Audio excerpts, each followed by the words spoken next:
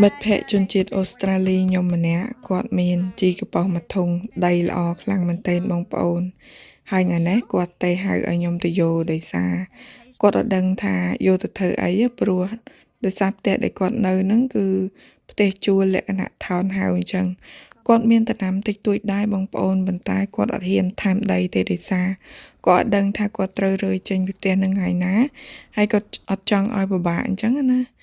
ហើយដោយសារគាត់ដឹងតែខ្ញុំមានតំណែងច្រើននៅក្នុងផ្ទះហើយខ្ញុំខ្វះដីចឹងគាត់ក៏ទៅហៅឲ្យខ្ញុំទៅយកមកទៅវាចិត្ត1ការុងដែរ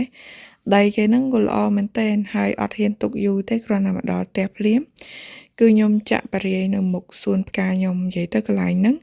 គឺជាបេះដូងរបស់ខ្ញុំហើយបងប្អូនចាហើយម្យ៉ាងទៀតដីហ្នឹងគឺវាមានតកូវមានអីអញ្ចឹងយើងទុកយូរអត់បានទេខ្លាចវាងាប់វាខូចគុណភាពដីចឹងក៏ចំណាយពេលមួយល្ងាចចាក់បង្រាយពេញគុម្ពផ្កាហ្នឹងទៅដើម្បីឲ្យសង្ឃឹមថាគុម្ពផ្កាខ្ញុំហ្នឹងវាបែក